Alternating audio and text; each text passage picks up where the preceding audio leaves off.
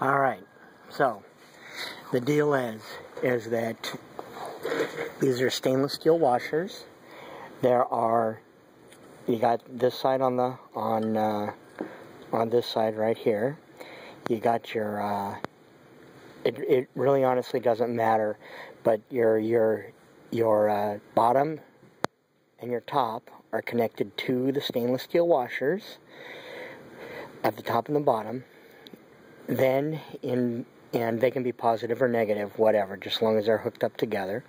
Then on the other side, you've got one that's hooked up to the center one. So you've got power, you got a neutral, a negative, a neutral, and then back to the positive.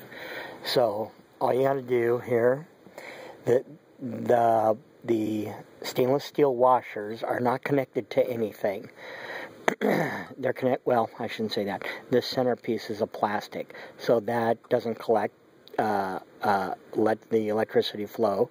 So each one of these guys are completely insulated from the next one next to it, but they're close together. So the idea is that if you got power, and you got your neutral, or excuse me, you got your negative over here, the power goes from the power to the negative, and it goes through the plates, and as it goes through the plates, that's when the reaction occurs. So I got a battery right here. That's a battery. If I can get my finger in there. Okay, so I'm going to hook it up. Okay, so that is my, that's my positive over there, but it really doesn't matter. And I got my negative over here, so if I can get this thing, push it back a little bit clearer. Okay, so there we go. We're starting.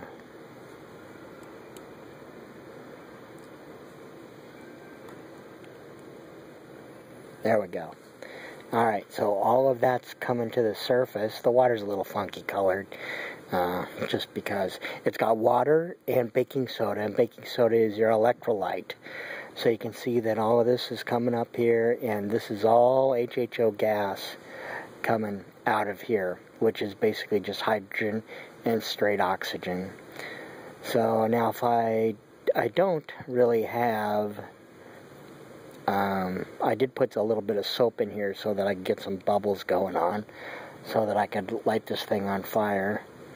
How are my connections? My connections aren't too bad. So what I'll do here is I'm going to grab my lighter, and hopefully it doesn't knock my phone off here, but I'm going to grab my lighter and then I'll light it on fire just to prove that how explosive this stuff is. So the idea is that this is just a small guy. You can build them big, and bigger washers and everything, and you'll get a whole lot more stuff coming off of it. So let me go get my lighter here.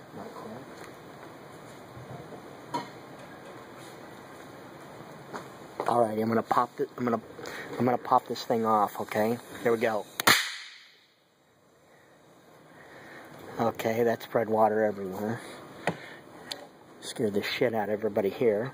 But that's what happens. So what happens is now is you take this and you cap it off, you run it into a bubbler, and then it comes out of your bubbler and then goes into your air intake. And the bubbler is just to prevent flashbacks. So the idea is you wire this dude into your car so that when your car's on, it produces. So you're only getting okay, I'm going to disconnect one side here, and that's pretty much it. It's just kind of going out, and I'll disconnect the other side. So when it's running, it's not producing, but when it's running, it's producing. So it's an on-demand system, so you don't have to have any type of a storage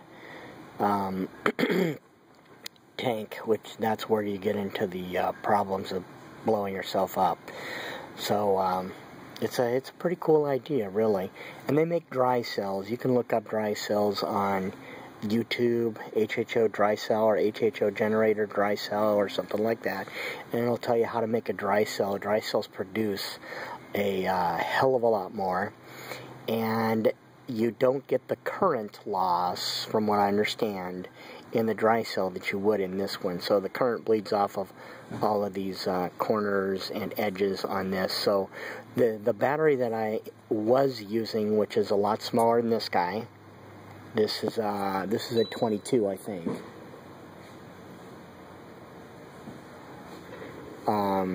It would run this generator, we figured it out, at 17,500 hours before it drained the battery. That's just one 12-volt battery. So you can get an idea, this thing can produce a lot of energy just from water. So alright, so that's the basic, guys. And I on my dry cell, or when I get this thing in the car, I'll let you know what's happening and how it's working out. A little bit of this stuff goes a long ways, so you don't need to. On the newer cars, I think it's going to be a problem. From what I've read, is that they have to be timed. If you're going to run, all HHO gas or a ton of HHO gas, you have to time your car correctly, because the HHO is much more combustible than your normal gasoline. So the idea is that you're putting a little bit into your